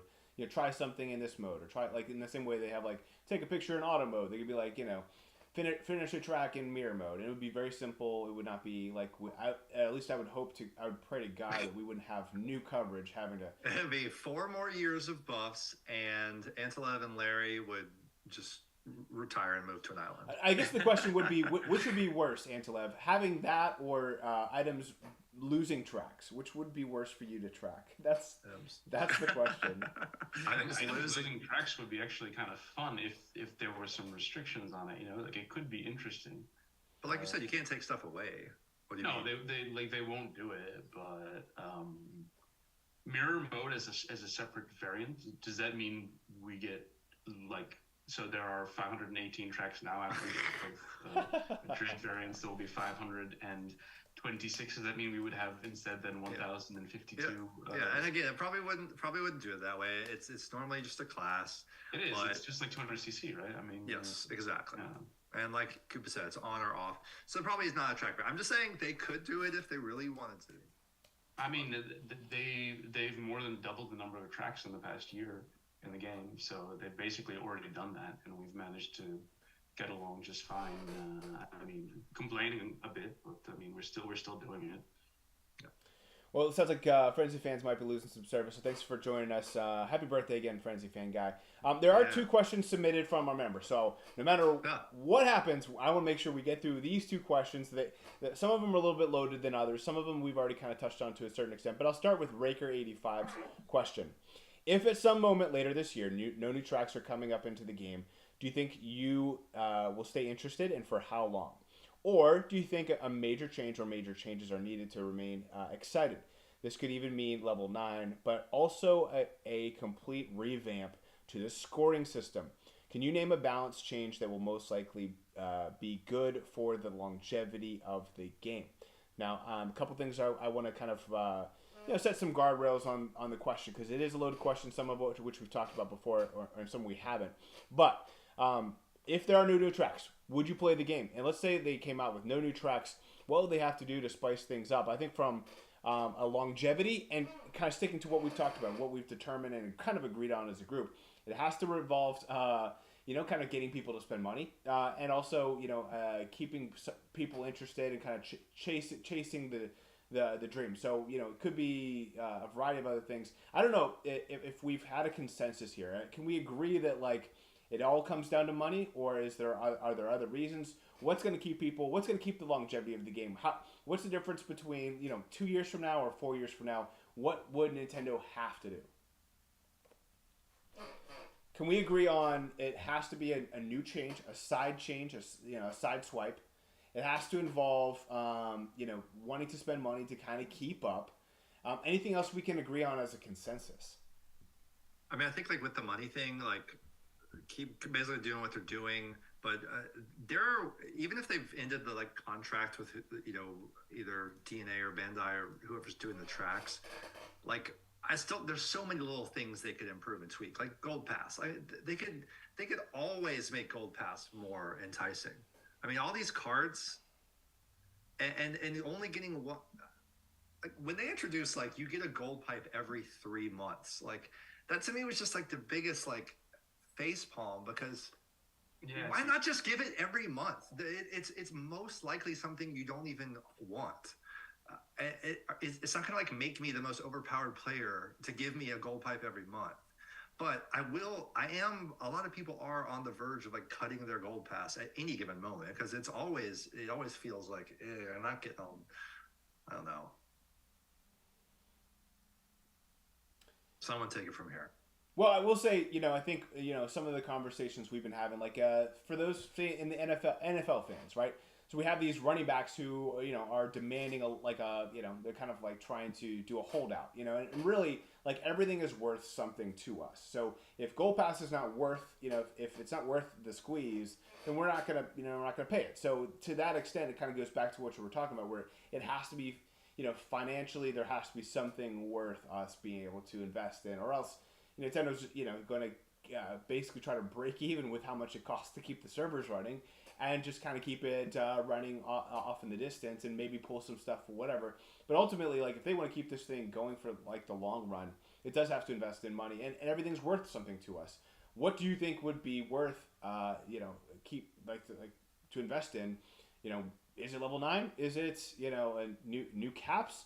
Is it new characters? Is it new tracks? If you had to kind of make your pick list, what would it be? I think in general, our consensus seems to be all that I've narrowed it down to is it has to be like something different, something from the side. Just a new strategic element. That's what we're saying. That's what we're saying, and it has to be financially worth it for us. And what else can we all agree on? Is there anything else?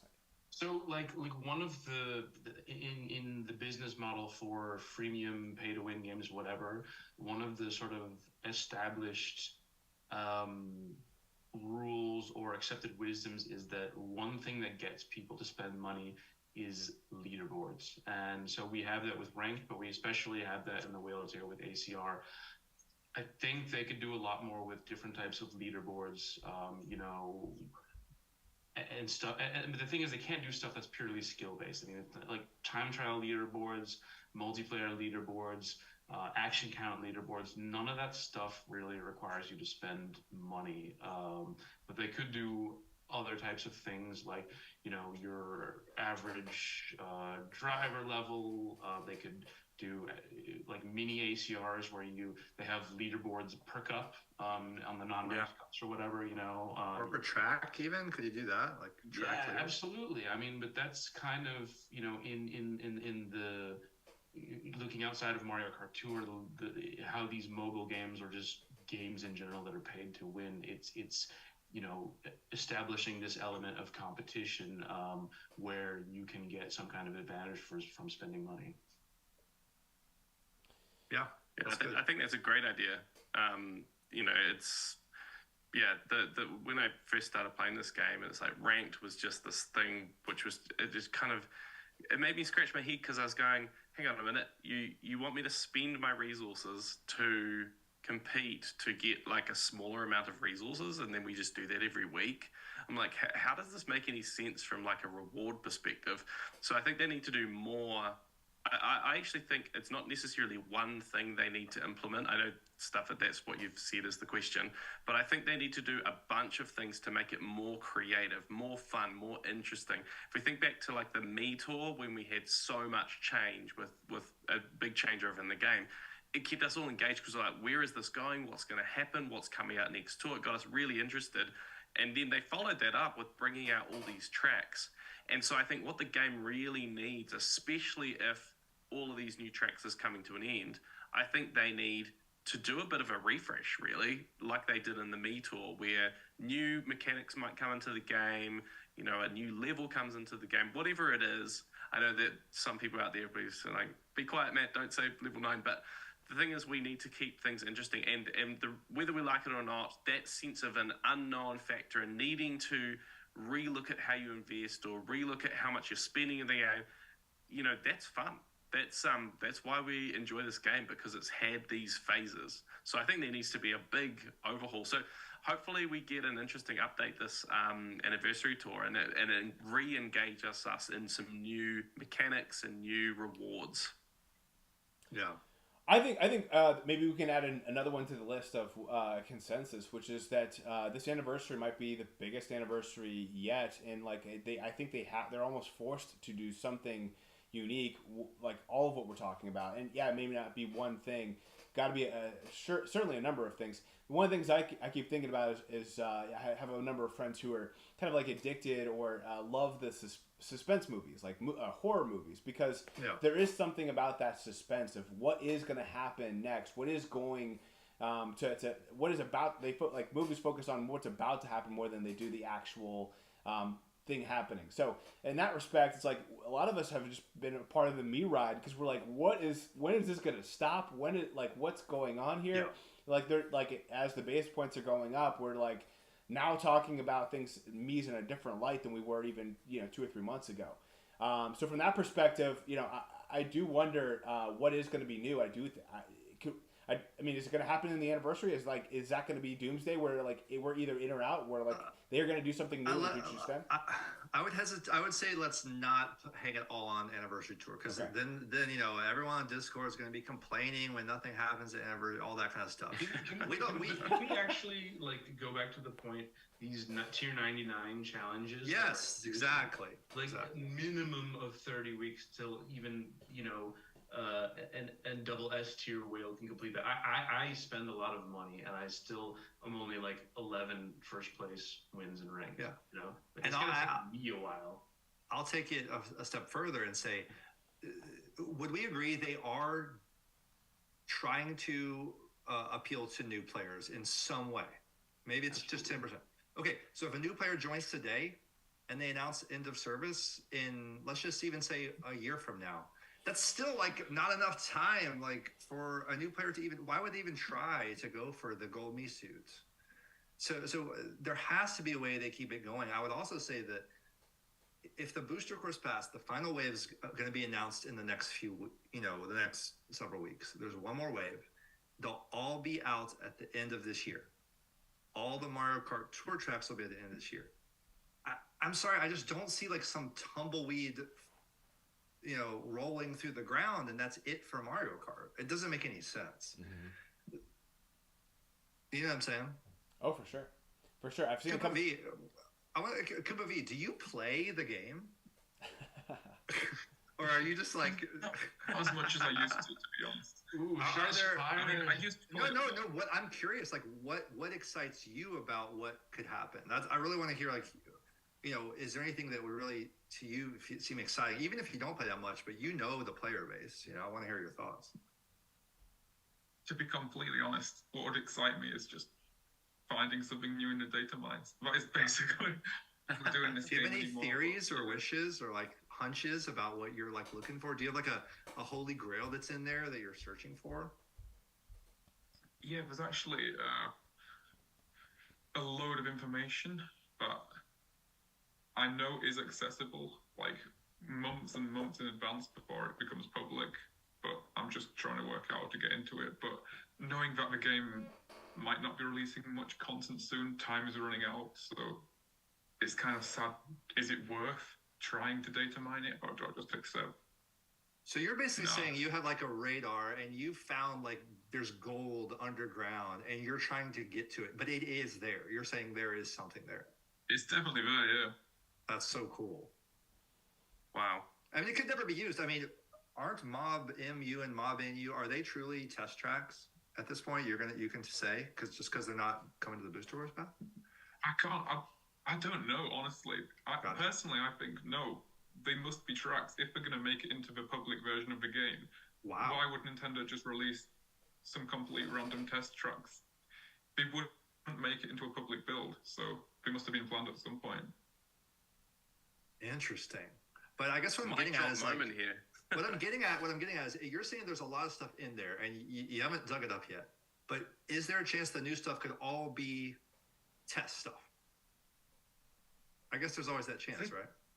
There's clearly been some test stuff which has made it into the game, like the blue pipe, which is still a mystery today, but it's never released. We knew it was meant to be released.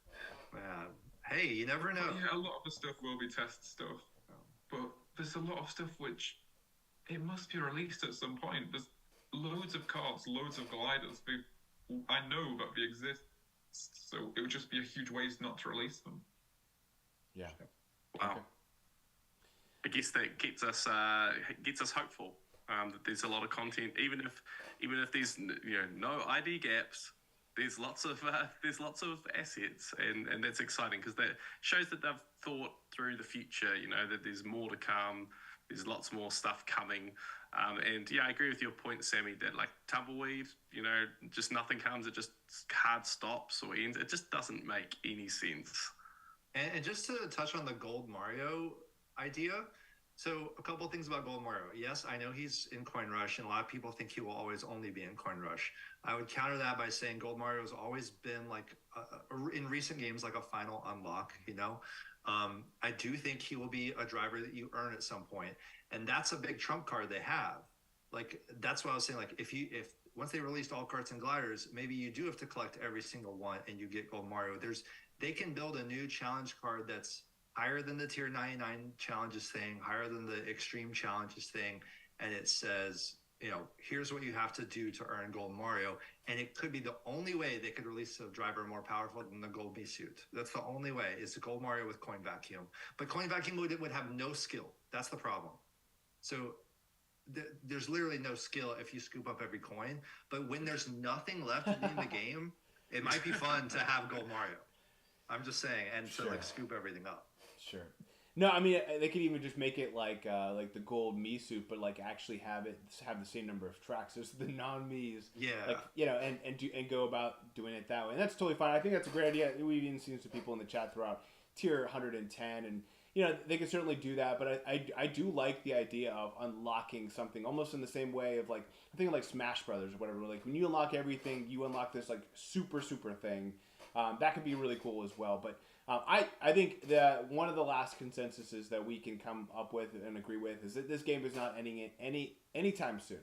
This game, even regardless of even just in and of itself, the tier rewards, as Antelov mentioned, it at least puts this game another 6 months, just because people aren't going to be able to get to that tier. But I think that my personal opinion is that they'll continue to come out with new content. That it won't get to this loop mode.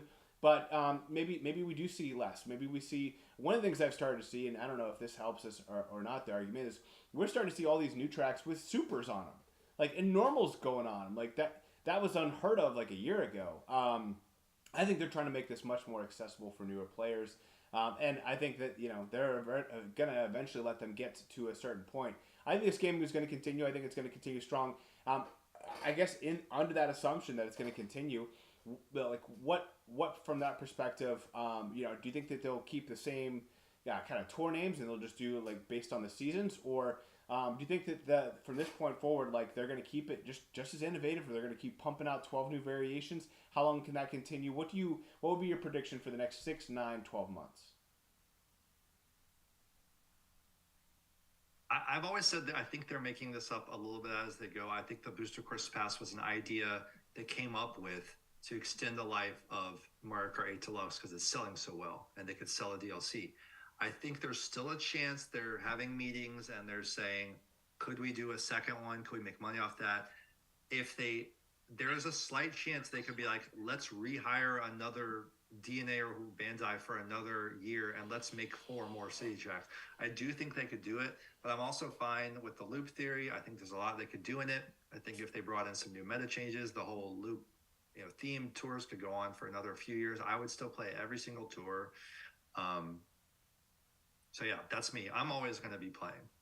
Like even if there's nothing, like I'm still too obsessed with the custom every 2 weeks. Left is DS test, so we're still going to be playing. Well, they're not going to like look at all the new tracks they released. Like remember like a DS Mario Circuit It's come back like Yes. once. Like they're not going to end the game with like all these new tracks just playing once or twice. No, and but it's that's the over. point I was making earlier. Like, Yeah. there are so many tracks. It's So many. insane. Like I want to play DK Pass so freaking bad. I would pay money to play DK I mean, Pass. I mean, like, we had, like, I know everybody hates Daisy Cruiser, but I mean, it came out and then we didn't see it again for almost a year. Yeah. Exactly. Semi, maybe that's the mechanism to get people paying money again. Is you pay to permanently unlock courses into the game so you can play them whenever. Oh, gosh, I don't I know. would actually wail for that. Like, not even like sarcastically. I would pay. There you go. Yeah. I think sorry, Go Sammy, go ahead. No. That was it. I was just going to say my speculation is that, as I said earlier in the episode, I think that there could be a period where they don't bring out any new courses, but I'm hoping this is an optimistic prediction that they get creative with how they engage the community during that period of time, and then at some point next year or whenever they decide to, they start to release another booster course pass. And as part of that, new courses start to come back into Mario Kart Tour again. They open up some new ID gaps. As we know, they could do that at any time. So that's my prediction. Maybe it's a bit boring of a prediction, but that's what I'd really like to see. So It is a little weird if there's only 3 high-end drivers left that they would release this Mario black suit. That to me is like that's like a red flag that like there's something off about that. That's not going to be the last I think Mario. they just Alt. like eventually want to get all the Odyssey suits out there. I mean, Yeah. I don't know. So Yeah, it's just an odd like. is that an Odyssey suit? Yeah, it's almost like it was the original Odyssey suit. Like Gotcha. the musician Mario in the red suit's almost like a reskin of this driver. Mm-hmm. Think of it that way.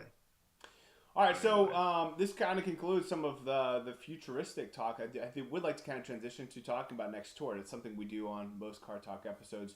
What is your thought on this Mario art? What's your thoughts on Madrid and a couple of variations? Like what we got 1, 2. Do we also have 3 Madrids? Just 2.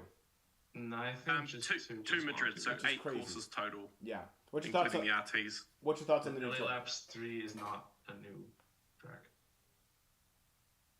What'd you say? Right. It's yeah. Why did someone say it was? Yes, but I'm not going to out them right now. Oh, okay. Yeah, and by the way, if you've never seen Koopa V's like track exploration videos, shout out to him for those because you can see all the little routes and stuff. I'm pretty sad that it's the last city track. I don't want it to be the last city track. What annoyed we didn't get any African or South American tracks. Yeah, I mean, what a Whack. cool, just big picture. What a cool idea this game was to go to these different cities, and we still could do like 8 to 12 more, and they would all have different vibes and honoring different cultures and places. But it sounds great. The music's a banger. Koopa V, have you gotten into the track? Can you see some of the different variations? Could we see a third? Do not ask Koopa V questions about how. I mean, no one's seen the football stadium yet, so that's Except still you. something you have to wait and see. Okay. Yes. Okay. I was just going to say, like, eight new variants of this Madrid next tour, so buffs, buffs galore. And, it's I'm not going to say that getting city buffs is a bad thing. We've got a new course to cover, and that's going to be exciting, and that's going to be fun to see what shows up in ranked. I'm imagining a lot of new courses will be in ranked both weeks. So they'll be exciting. They'll be fun. As usual. Yes. Yeah. Does anybody think Mario will get a plus skill or? I think he'll get Coinbox. Yeah. Wow. Might be a pretty crazy opinion, but if we look at the past, we've had a lot of Marios with Coinbox. If things are kind of like he's connected to a city course, we've seen that most of the new non-me drivers have had plus skills. So that's my crazy opinion. I think he's going to get Coinbox. Yeah, I said it. Wow. I mean, I could. Does it matter? Nothing would surprise Does it me. matter with the Miis we have? Well, I love Coinbox. I love grinding with Coinbox. It does matter to me, but that's just me. He'll be another, Luigi Golden Knight. He'll be in that same boat. Concerning because they're still sharing buffs. That's true. But he does look cool. I mean, I was disappointed at first, but with He all looks like but- he's a funeral director. Burying Mario Kart Tour. burying Mario Kart Tour. Oh my gosh. Yeah, I guess we don't know his that's name bad. yet, or what's his name in Odyssey? I guess it doesn't have one. It does. There's not a name because you Just do a the suit. hat. Yeah, you do the suit, and then the hat have their own name. So it's like black fedora, black suit, or something. I don't know. We don't know. I saw I some. heard someone call him Fedora Mario, which I don't know if I like that. Mario Fedora. Yeah. I mean, It's we gonna saw be a bad name no matter Yeah. what. Yeah. someone mentioned Unless just they called say it black Mario suit, Godfather. which I Yeah, think black suit. I think it's what we'll call it for It's probably now. the best name. Yeah, no, I mean, I think at this point in time, like, we're at just kind of recap a lot of what we've talked about. I had someone say, like, why is this emergency meeting? Well, I think to just kind of wrap things up, we obviously knew that there's, and data mining has kind of reached some type of dead end as it is right now, but they can certainly add updates. We have Anniversary Tour coming up. I think when it comes to the future of the game, I think that's a couple things we've agreed on, which is that they have to introduce something new. They have to kind of keep the whales interested. And then that the final one is that this game will continue, and it will continue for a long period of time, at least 1 year. I think we're on the same page there. But I think the more that they're able to hit on those first two items is going to determine whether it's 1 year, 2 year, 3 year, 4 year, 5 year. Ultimately, there's a good base here. They're doing a good job incorporating newer players, in introducing things like supers, normals. I think ultimately they're introducing. Even if this is the last city, and maybe they just kind of circle back and maybe do a London, another variation of some of these tracks that they've already done, that's totally fine. I think ultimately we have enough tracks in the game to keep people interested, as long as they're kind of spicing things up. And, to Matt's point, it probably won't be just one thing. Hopefully they introduce a number of different things. There's some things in the data mining that we still don't know exactly what they do. But ultimately, I think that Nintendo. I think that there is some pressure on Nintendo. I think they have to do something new. But at this point in time, I think going back to Samy's mantra, which is high hopes, low expectations. Just come in, just happy that this game is going to continue for many more years. And with that being said, I'll let everyone kind of do a last remark before we wrap up at the top of the hour. But thanks again for joining us, guys. I appreciate that. Koopa, I know that we, some of us talkative content creators kind of jumped in after each other. But anything you want to add from the data mining, any perspective that you think might be useful to some of us casual players who may not know anything about data mining? Any tips or suggestions that you can kind of tip your hand a little bit? Keeping on the same subject about like the end of content and everything was just something which I noticed a couple of months ago. I think it was in the night tour where internally there was some evidence that Nintendo were actively working on the game.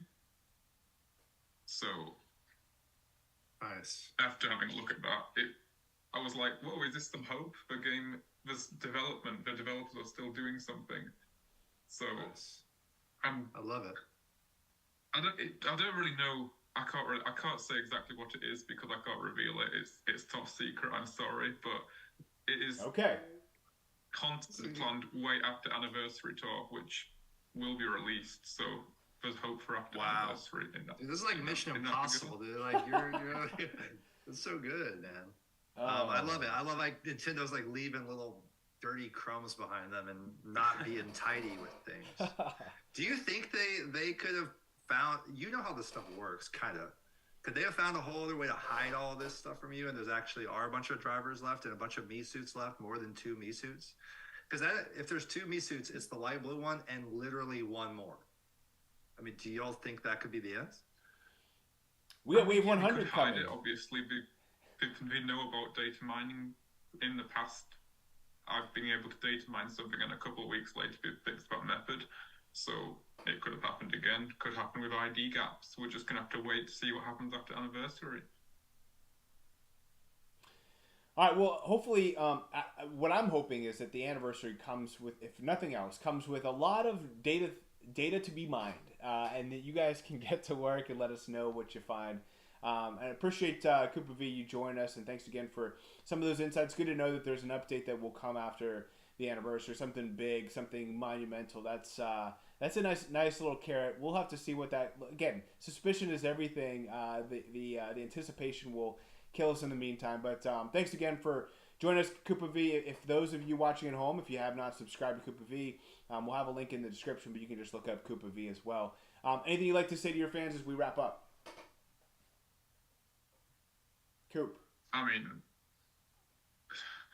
I'm just thankful that you had me on today with all these big names like Sammy D, Studfit, Matt, Anti11. There's just me, a data miner. I can't feel out of place here, but it's just great to be here. I'm happy to be on. So yeah, basically, we can't take for granted everything the game does. It's not going to last forever. Hopefully, it lasts another few years, but there will come a time when Nintendo are just like, we're going to end the service. It's not going to be profitable eventually. Ouch. So they're just going to turn it off. We can't deny that it's going to happen eventually. It hurts. But that's just why we have to appreciate everything we have. We have to take every tour one by one, be thankful for what the tours has to offer. Even if we've had our last city truck, that's great. We can enjoy it for more years to come. So yeah, that's all I really have to say. No, I appreciate that, and props to Kareem, who's basically keeping this game funded this whole time.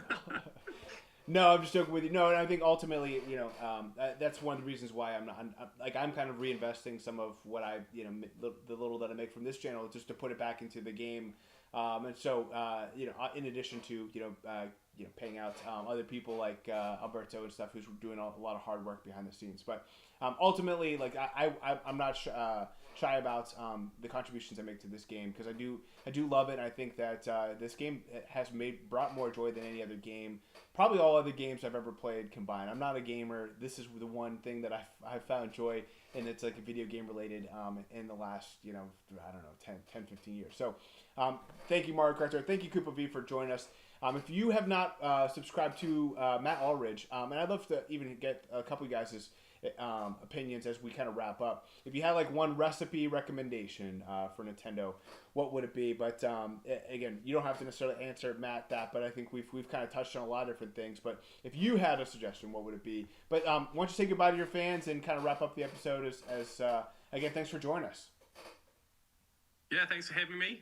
It's been a great stream. Lots of awesome comments in the chat, really active chat. And I guess just the one thing I'd say as we wrap up is, hey, we've got 82 people to, as I think Sana said in the chat, Mario Kart Tour Church, which is pretty funny. But, this is a good turnout, and we're here for it. We love this game, and you can tell, if we just zoom out for a moment, there is still a lot of love for this game. So that makes me really hopeful for the future that there is much more to come. And, I think, Koopa V, your words probably made us a little bit sad because we probably can't imagine our lives without this game in our life anymore, even if that is a couple of years away. But, hey, I think we've still got some time. There's still a lot of love, and I'm sure that Nintendo will see that soon. So there's my positive words. But yeah, thanks for having me start, and hopefully I'm hoping to keep making Mario Kart Tour content. Please sub to Matt. Again, he's an up-and-coming star. He's already hit 1,000, hit monetization, and we're excited to see him get to 2,000. Antilev, thanks again for joining me. I know this was kind of one of the weeks that you were off, and you probably were excited about getting a bubble bath and enjoying some time alone. But thanks for carving out some of your evening to join us.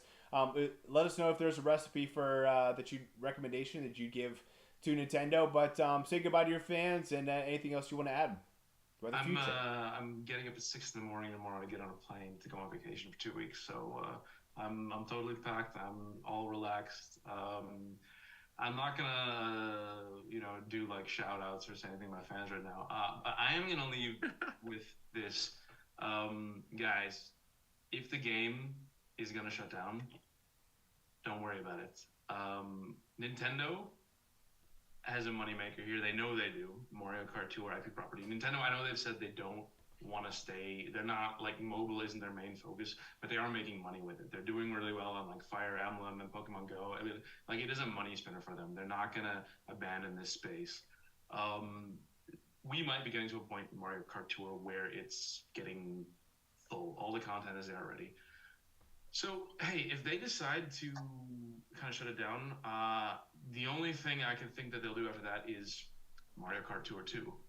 And something that we discussed earlier, the game engine is based on the 3DS engine, right?